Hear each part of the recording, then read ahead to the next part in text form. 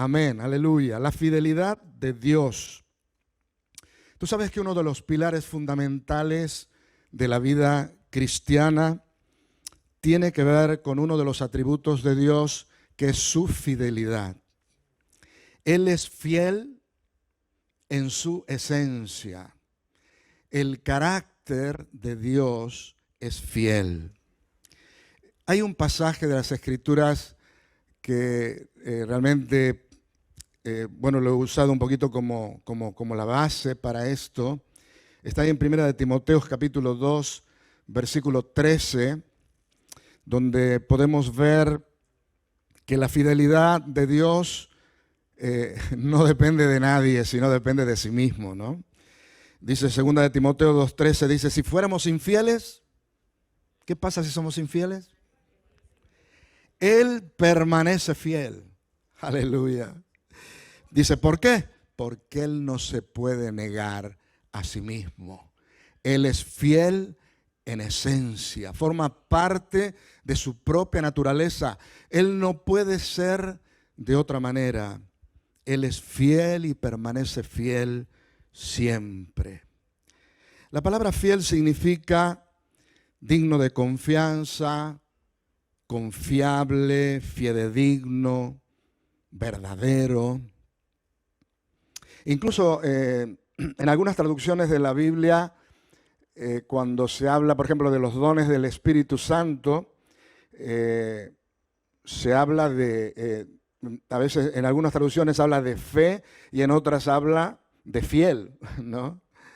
O sea que la fidelidad tiene que ver con la fe también, ¿no? O sea que Dios es fiel. Esa es su naturaleza y es lo que define, es su carácter. Así es como Él responde con fidelidad. Y su fidelidad, así como vimos en este pasaje de la Escritura, no depende de nada ni depende de nadie. Él es siempre fiel. Aleluya. Dile a tu hermano que está a tu lado, el Señor es fiel. Aleluya. Créelo, anímate, el Señor es fiel. Él no falla.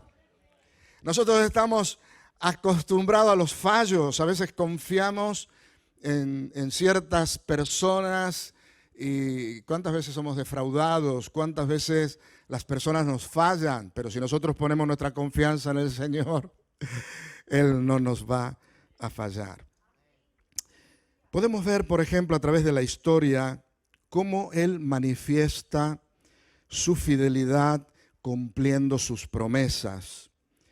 Por ejemplo, estaba yo allí analizando cuando destruye, por ejemplo, gran parte de lo creado en este mundo a través del diluvio. Fijaos, recordad, ¿no?, que el Señor, por causa del pecado, por causa del pecado que había en ese tiempo en la humanidad, el Señor decide destruir gran parte de lo creado en este mundo y envía ese diluvio que tapa toda la tierra. Y ya todos sabemos un poquito la historia, cómo Dios le da instrucciones a Noé y se salva Noé con su familia, y también le ordena de que pueda, de cada especie de animales también se puedan salvar, y Él construye esa arca. Y son los únicos que se salvan, pero el juicio de Dios viene sobre todo este mundo. Y entonces, cuando pasa el diluvio, y bueno, cuando ya Dios le ordena, por ejemplo, a Noé, cuando ya habían bajado las aguas y el arca ya se había sentado en tierra firme y ya más o menos habían todo secado alrededor, entonces Dios le da la instrucción a Noé que salga del arca. Él sale junto con su familia, sale también con los animales, y Noé lo primero que hace un sacrificio a Dios. Y dice que sacrifica de los animales limpios, y ese sacrificio sube a la presencia de Dios como un perfume agradable, y Dios se agrada de ese sacrificio. Y allí Él hace una promesa que es muy importante y que tiene que ver con la fidelidad de Dios. Lo encontramos allí en Génesis capítulo 8, versículo 21 al 22. Y ahí, ahí menciona la escritura, dice, y percibió Jehová olor grato, porque el versículo anterior habla de ese sacrificio de Noé, ¿no? Dice, el Señor percibió olor grato y dijo Jehová en su corazón, no volveré más a maldecir la tierra por causa del hombre, porque el intento del corazón del hombre es malo desde su juventud. Ni volveré más a destruir todo ser viviente como he hecho, mientras la tierra, atención, acá hay algo muy importante que dice, mientras la tierra permanezca, no cesarán la sementera y la siega, el frío, el calor, el verano, el invierno, el día y la noche. Aquí, por ejemplo, hay un compromiso de parte de Dios, que Dios no iba a destruir más la tierra con diluvio, pero a la vez también hay un compromiso de Dios de sostenimiento.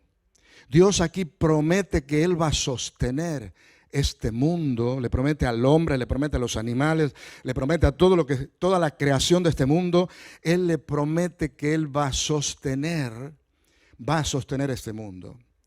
Porque dice, mientras la tierra permanezca no cesará la sementera, o sea, la siembra, ni la siega, o sea, la cosecha, ni el frío, ni el calor, ni el verano, ni el invierno, ni el día, ni la noche. O sea, todas estas cosas el Señor se compromete que no van a faltar.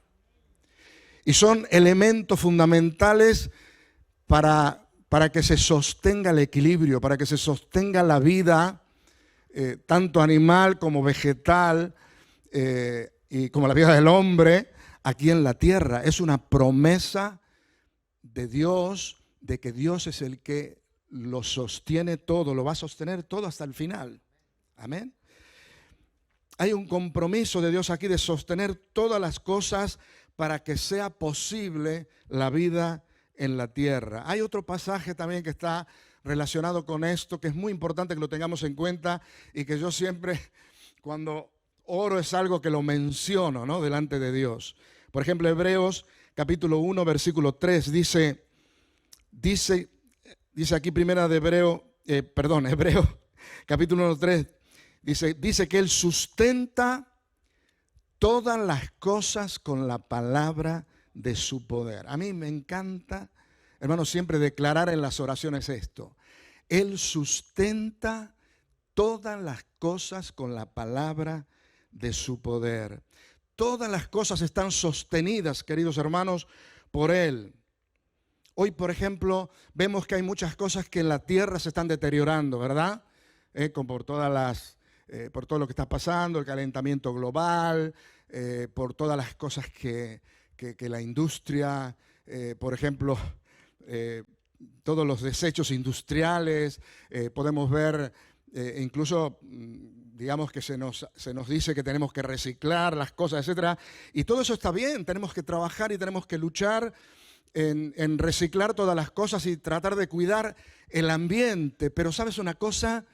Más allá de todo eso está Dios. Porque a veces hay como una especie de conciencia, no sé si os parece a vosotros, parece como que hay como una conciencia general de que el mundo parece que está un poco librado al azar, ¿no? ¿Sí? Como que todas las cosas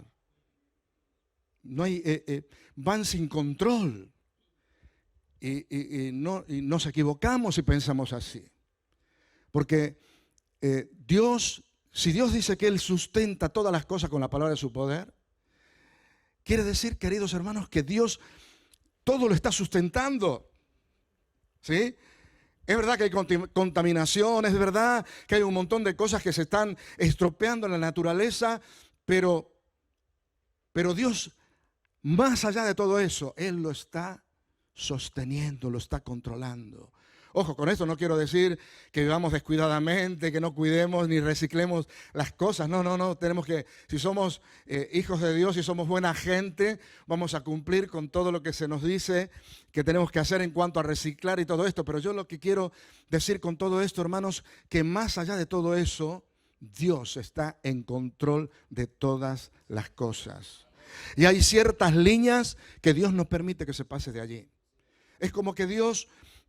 Todo, es verdad, nosotros la sensación que tenemos parece que todo va un poco a la deriva y que el hombre tiene tanta libertad. Y eso es cierto. ¿Por qué? Porque Dios le dio al ser humano libre albedrío. Y tenemos libertad para obrar y libertad para movernos. Pero, vuelvo a repetir, más allá de eso, más allá de nuestras libertades, más allá de todo lo que nosotros podemos hacer, más allá de todo eso está Dios. Y Dios es el que sostiene todas las cosas. Aleluya, aleluya. Dios es el que pone los límites. En muchas cosas el Señor deja correr, deja correr, deja correr, hasta que Él dice, hasta acá. Y cuando Él dice hasta acá, ahí se para la cosa, ahí se termina, ¿no? Por eso, hermanos, hay gente que dice, bueno, ya estamos cerca del fin. Bueno, es verdad que estamos cerca del fin del mundo, ¿no? Pero hay gente que dice, está cerca del fin del mundo, porque ya el mundo no aguanta más. Con todas las cosas que están pasando, las contaminaciones y todo esto, ya no aguanta más. Hermanos, las cosas en el mundo no se van a terminar porque el mundo no aguante más. Las cosas se van a terminar en el mundo cuando Dios diga, se acabó. Cuando Dios diga, se terminó. Amén, aleluya, gloria a Dios. Él lo ha prometido, que Él sustenta todas las cosas con la palabra de su poder. Y yo quiero animarte a que tú tengas tu confianza en el Señor. Mira, detrás de todas las cosas está el Señor. Mira, Dios es soberano, dice la palabra de Dios, que ni siquiera un cabello de nuestra cabeza cae a tierra sin el consentimiento de nuestro Padre que está en los cielos. ¿Tú puedes creer esto? ¿Cómo es posible? Sí, también con aquellos que son peladitos, bueno, puede ser, dice, pero aquellos que ya tenemos más porra, ¿cómo es un cabello? Dios va a estar pendiente. Dios es soberano, hermanos. Dios es tan grande que los cielos de los cielos no lo pueden contener. Es tan grande que Dios sustenta todas las cosas con la palabra de su poder. Aleluya. Él lo sustenta todo. Por eso, queridos hermanos, no podemos dejar de confiar en Dios. Él es el que nos da la salud. Él es el que nos da la fuerza.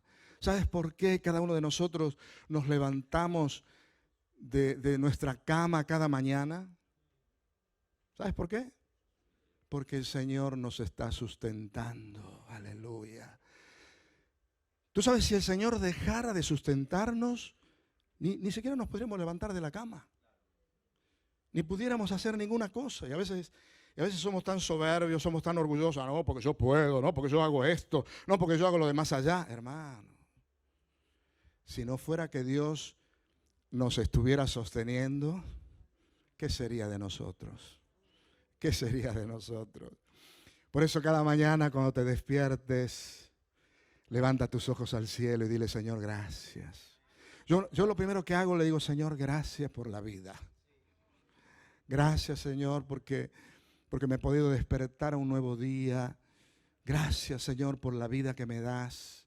Gracias por el aire que respiro. Gracias por la salud. Gracias por todo lo que viene de tu mano.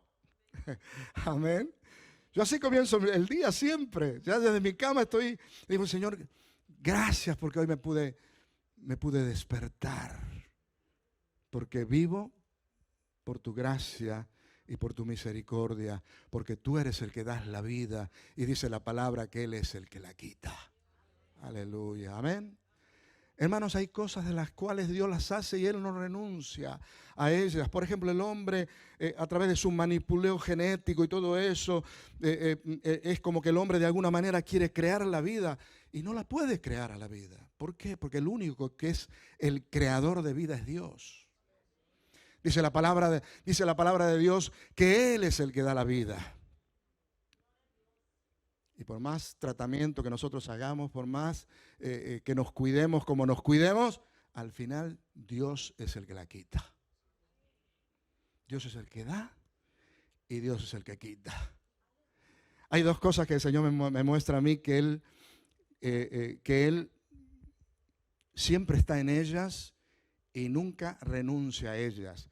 Y el hombre, de una forma o de otra, quiere tratar de reemplazar a Dios en esto. Pero en eso no lo puede reemplazar, ni va a poder reemplazar el hombre, por más los avances científicos que haya. no va a poder reemplazar a Dios en esto. ¿Sabes en qué? Él es el que da la vida y Él es el que da el crecimiento. Él es el que da la vida y Él es el que da el crecimiento. Amén. Él es el que sostiene. Hay cosas que nosotros las queremos hacer crecer, pero si Dios no concurre al crecimiento, no hay crecimiento. Ninguna de las cosas naturales puede crecer si no fuera por el sostenimiento de Dios. Aleluya. Aleluya. El Señor es el que sostiene todas las cosas y Él ha prometido que lo va a sostener hasta el fin. Y el Señor es fiel y por lo tanto nuestra fe y nuestra confianza tiene que estar puesta en Él. Quisiera también, hermanos, que veamos también que la fidelidad de Dios no solamente se manifiesta en lo que Él ha dicho en cuanto a la naturaleza, también vemos, hay una cosita más que quería agregar, es que Dios da una señal. Aparte, cuando Dios prometió que ya la tierra no iba a ser destruida por diluvio, Dios hizo ese pacto con la humanidad y dio una señal de ese pacto. Veámoslo, lo tenemos ahí en Génesis capítulo 9, versículo 12 al 17. Génesis 9, 12 al 17. Dice, y dijo Dios, esta es la señal del pacto que yo establezco entre mí y vosotros y todo ser viviente que está con vosotros por siglos perpetuos.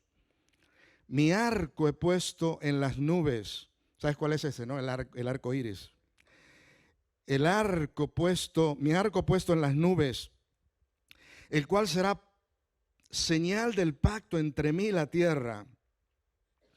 Y sucederá que cuando haga venir nubes sobre la tierra, se dejará ver entonces mi arco en las nubes.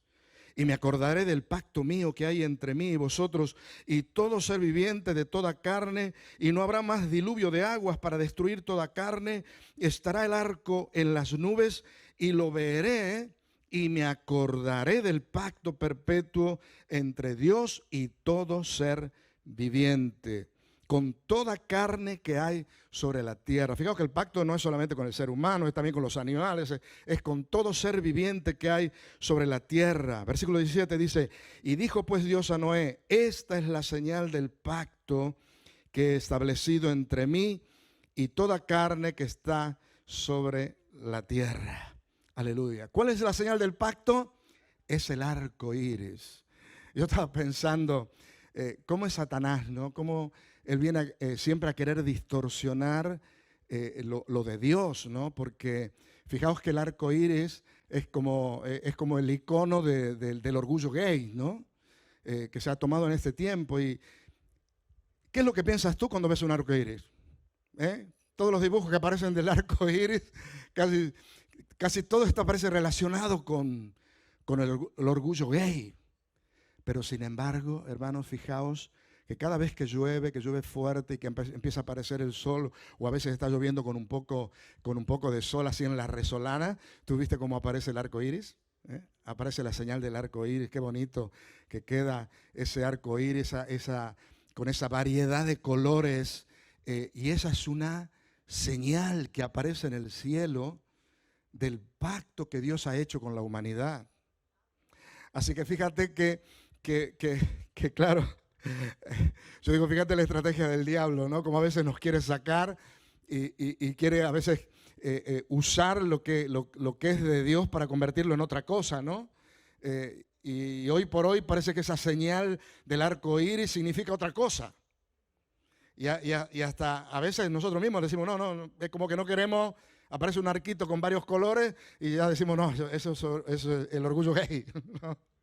Pero sin embargo, cuando aparezca la señal del arco iris en las nubes, nosotros que somos hijos de Dios y que conocemos la palabra, tenemos que levantar nuestros brazos al Señor y decirle, gracias por el pacto que has hecho con la humanidad.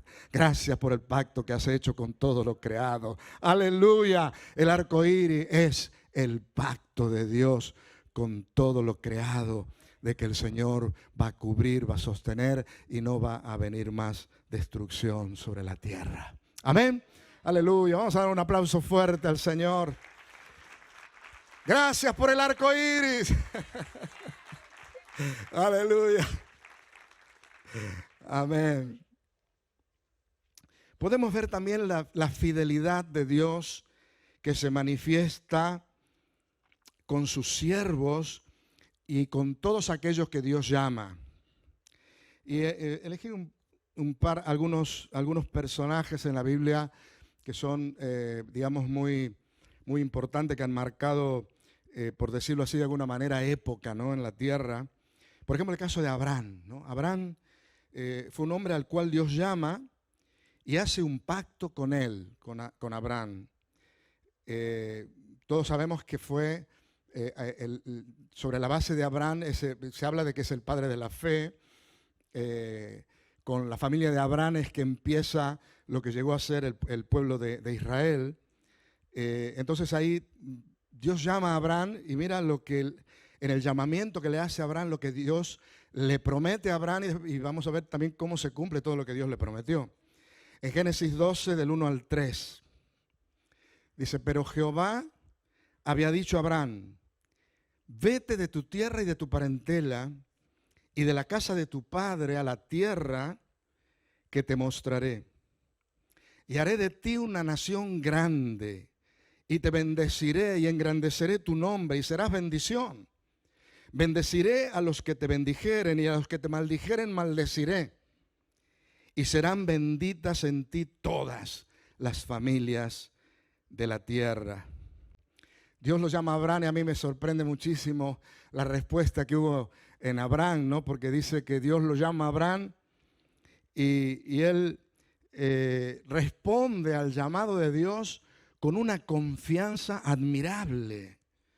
¿Por qué? Porque él lo deja todo. Deja su tierra, deja su padre, él toma solamente su familia más cercana y se va. Pero fijaos que ni siquiera Dios le dijo dónde.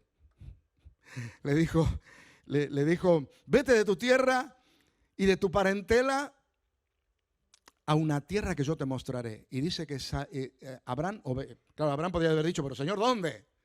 ¿A dónde es que me vas a mandar? Cualquiera de nosotros pues, tenemos que haber preguntado, ¿no? Señor, tú me envías, pero ¿a dónde me mandas? Dime dónde es. Y todavía me quedo pensando a ver si me gusta o no me gusta, si voy o no voy.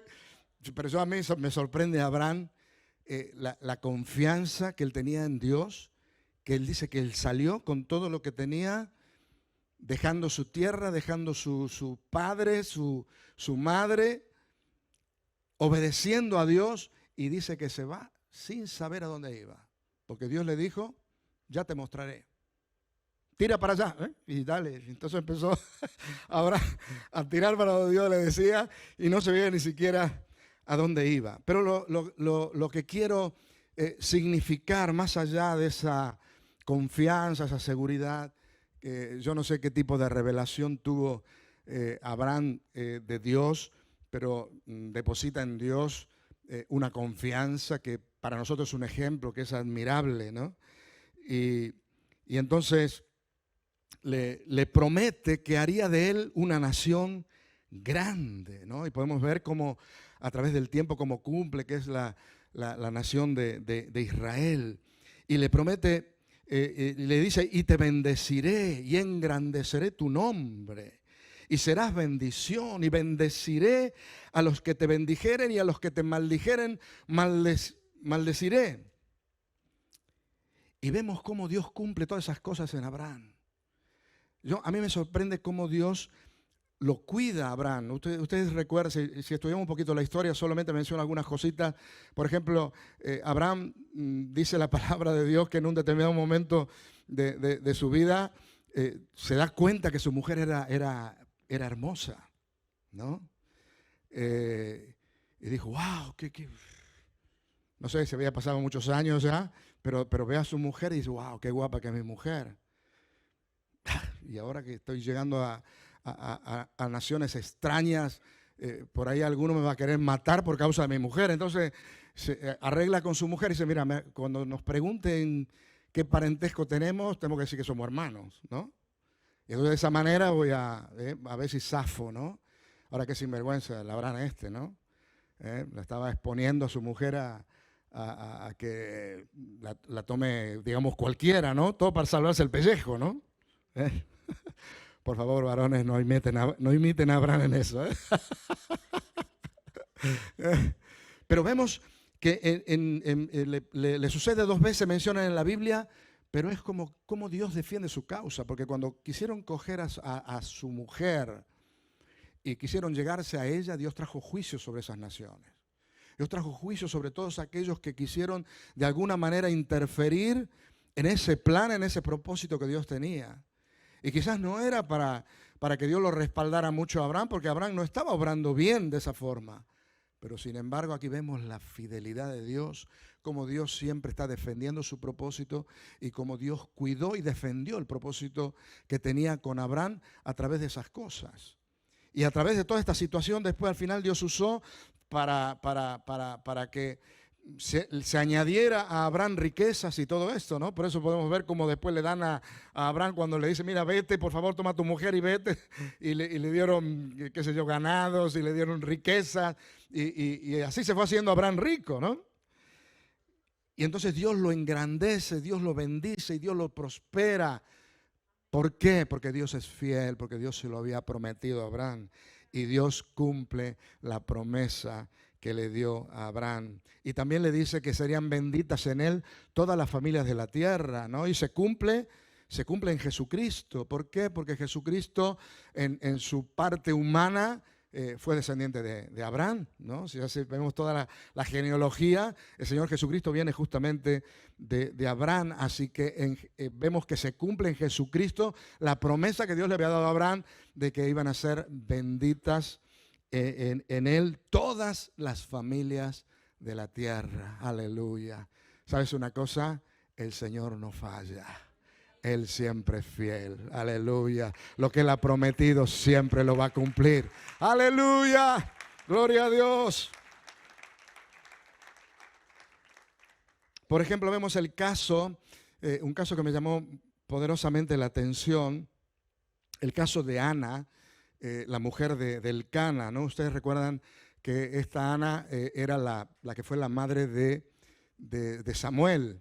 Ustedes saben que el Cana era un levita y que él tenía 2 mujeres. Una cosa que se estilaba bastante en Israel y que en cierta manera es como que la ley de Dios en cierta manera lo amparaba, es que, por ejemplo, para el pueblo de Israel era tan importante la descendencia que cuando, por ejemplo, un hombre tenía una mujer y su mujer era estéril, podía tomar una segunda mujer para que le levante descendencia.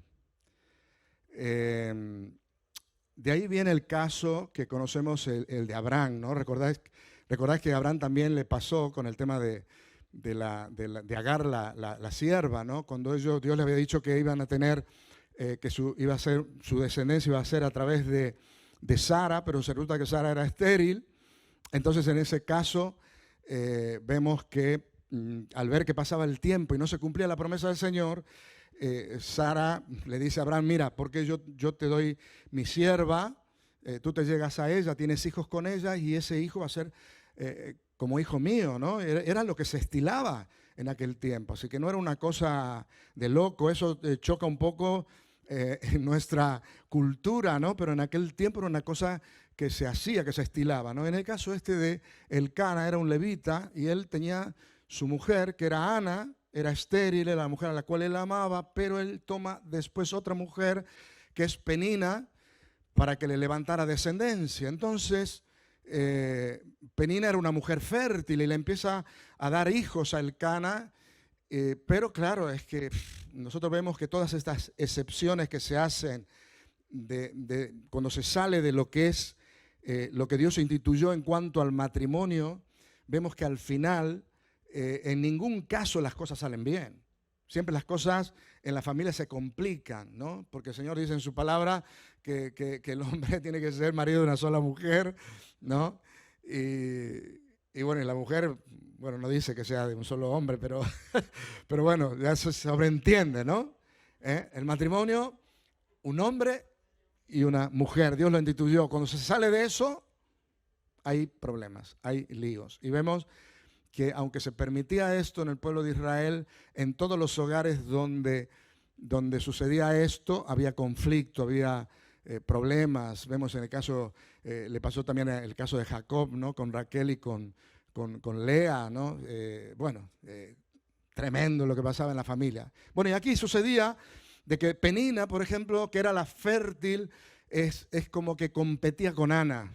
Ana era la que gozaba del amor de su marido, pero Penina era un poquito la despreciada, pero era la que le estaba levantando descendencia a Elcana. Pero entonces Ana, muy afligida, en un determinado momento ella clama delante del Señor y le dice: Señor, si tú quitas mi afrenta, porque era una afrenta para una mujer en Israel la esterilidad, dice: Señor, si tú quitas mi afrenta y me das un hijo varón, yo te lo voy a consagrar y te lo voy a consagrar a ti, para que toda su vida sea para ti. Va a ser un nazareo, no va a pasar navaja sobre su cabeza. Y ella, clamando delante del Señor, ella derrama su corazón en su presencia y Dios escucha su oración y le contesta, ¿no? Entonces ella queda, Dios la sana, queda embarazada de su marido y bueno, y ahí es donde nace Samuelito, ¿no? Ahora, ¿qué pasa? Llega un momento en que Ana tenía que cumplir la promesa. Y el gran problema que había en ese momento es que había corrupción en el sacerdocio. En ese tiempo, dice la Biblia, bueno, ya sabemos que en esa época, la época de los jueces era una época complicada, porque dice cada uno hacía lo que bien le parecía. Pero en el caso digamos, en el tema del sacerdocio, funcionaba el tabernáculo, todas las festividades y toda la actividad del tabernáculo funcionaban de una forma normal, pero había corrupción en el sacerdocio. El profeta, estaba el sacerdote Elí, tenía sus hijos que eran Ofni y Fines, que eran unos sacerdotes corruptos, profanaban las ofrendas y la verdad que era algo terrible lo que estaba pasando en el sacerdocio.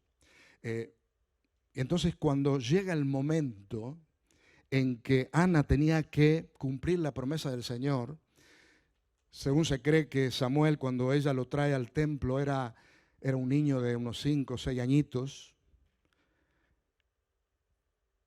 Yo creo que a Ana le habrá costado dejar ese hijo y entregárselo a la mano de los sacerdotes.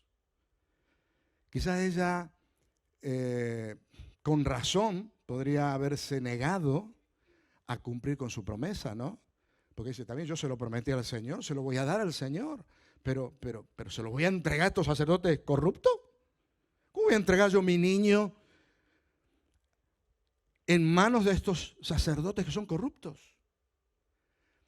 Pero lo que yo quiero, y aquí quiero significar una cosa, fijaos, Ana, más allá de todo lo que estaba pasando en el sacerdocio, la relación que tenía Ana era con Dios. Y lo que ella le había prometido, se lo había prometido a Dios. Entonces ella, cuando va al templo a entregar su niño, lo pone en las manos del sacerdote, pero se lo está entregando a Dios. Y Dios, fijaos, yo me quedo sorprendido porque si nosotros nos ponemos a ver un poquito la historia, cómo es la vida de Samuel allí en el tabernáculo con Elí, es como que de golpe Elí, que fue un mal padre, que es más, después Dios lo termina juzgando justamente porque él falló en su paternidad, él no estorbó a sus hijos en la corrupción, y Dios al final termina trayendo juicio sobre la casa de Elí, sobre sus hijos y sobre el mismo Elí.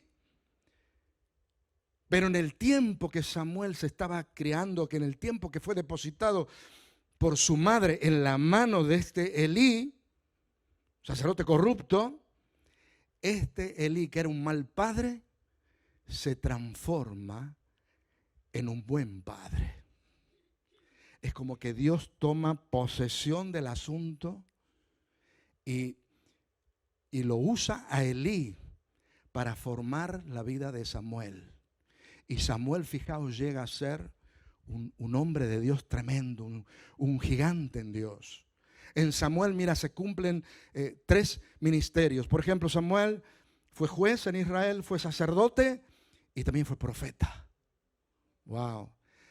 Pero ¿qué hizo? Yo lo que quiero significar esto, hermanos, nosotros tenemos que creer y confiar en el Señor, de que Dios es fiel, incluso más allá de los ministerios, más allá de los hombres, más allá de lo que pasa a nuestro alrededor.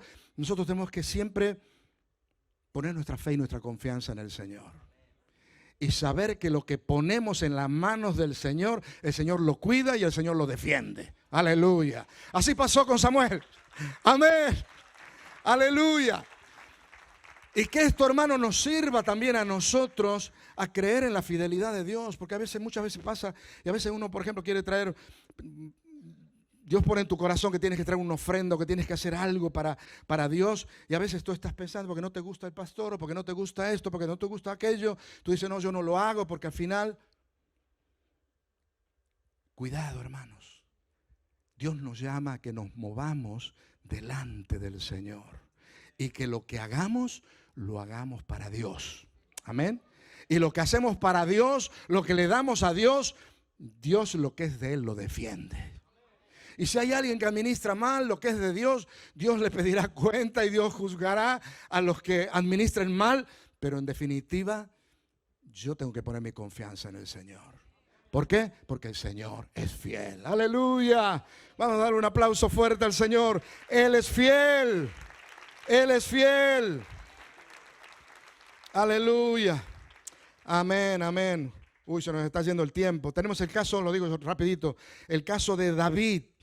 Dios a través de Samuel lo llama, lo unge para que sea rey de Israel.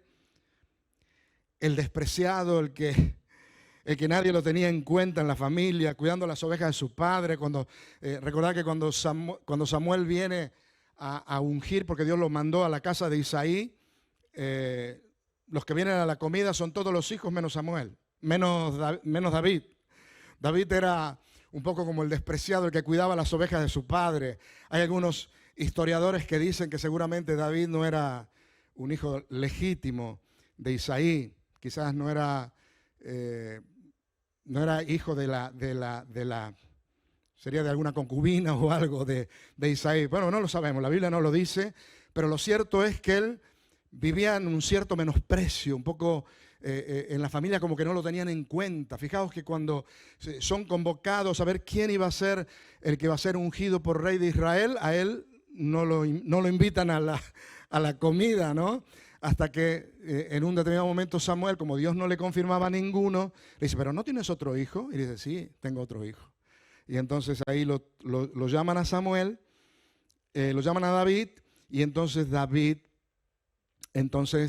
es ungido por rey de Israel. Sabemos que todo el proceso que le toca pasar a David, hasta que David al final, Dios en su fidelidad lo lleva y lo corona como rey de todo Israel. Pero hay una cosa que yo quiero subrayar en cuanto a la fidelidad de Dios en la vida de David, es que, fijaos allí en 2 de Samuel, capítulo 7, versículo 16, ya David está confirmado sobre todo el trono de Israel. David está establecido ya en el gobierno, en el reino.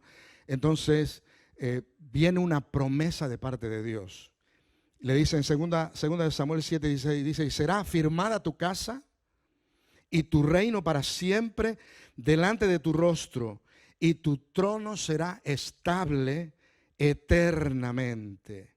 Mira, será afirmada tu casa, está hablando de su descendencia, y tu reino para siempre de tu rostro, dice, siempre delante de tu rostro, y tu trono será estable eternamente. Esta palabra también tiene cumplimiento en el reinado de Jesucristo. ¿Por qué? Porque Jesucristo también fue descendiente de David. Pero en el caso de David, fijaos que Dios le hace esta promesa, y después de esto, al tiempo, David es donde cae con el pecado de Betsabé y todo lo que le pasa. Ustedes recordarán, ¿no? Lo que le pasa con Betsabé, con Urías Eteo, y todo lo que hace realmente tan desagradable delante de Dios David.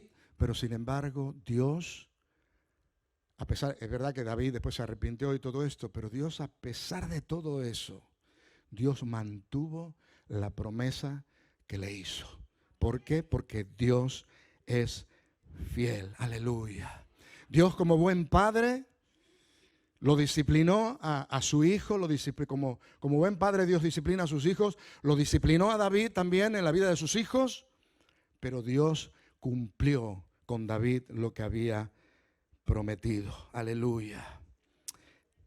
Dios cumplió la promesa en David de que su reino sería eterno. Aleluya. Por eso, querido hermano, yo también un poquito miro mi vida y a veces miro un poco para atrás y miro el pasado y veo, la verdad es que yo tengo que, todo el resto de mi vida tendría que alabar al Señor y darle gracias por su fidelidad. Porque el Señor ha sido tan fiel con mi vida. Y queridos hermanos, yo por eso en esta mañana te quería presentar al Señor como nuestro Dios que es fiel, para que tú puedas poner toda tu fe y puedas poner toda tu confianza en el Señor. Aleluya. Amén. Yo le había pedido a David que termináramos cantando esa canción, pero no nos da tiempo ya, ¿no? Tenemos que terminar, ¿no? ¿Podemos cantarla? ¿Sí? Podemos cantar esa canción y vamos terminando esta canción de fidelidad, declarar la fidelidad de Dios. Y yo, querido hermano, quiero animarte. Estamos en tiempos de luchas, estamos en tiempos difíciles y hay un llamado de Dios a que tú puedas poner tu confianza en el Señor. Yo sentía con mucha fuerza y la verdad que cuando el pastor Benjamín estaba orando justamente en este mismo sentido, ¿no? En el culto, yo digo, es el mismo espíritu. Digo, el pastor me va a sacar el mensaje hoy, ¿no? Pero ahí levantando nuestra mirada al Señor, que Él es el fiel, el verdadero, el que tiene el control de todas las cosas. Y nosotros, hermanos, por encima de todas las cosas, tenemos que hacer separación de todas las demás cosas y poner nuestra mirada en el Señor. Siempre contra nuestra mirada en el Señor. Me llamaba la atención lo que decía el pastor. Cuando tú miras hacia arriba, cuando tú miras hacia el sol, ahí es donde ves realmente toda la claridad. Cuando le das la espalda, ves tu sombra. Muchas veces nos pasa, ¿no? Que damos un poco la espalda y vemos todo oscuro, vemos todo sombra. Pero cuando levantamos nuestra mirada, cuando ponemos nuestro rostro delante de Dios, podemos reconocer que Él es fiel, que Él es el que nos cuida, que Él es el que siempre está con nosotros.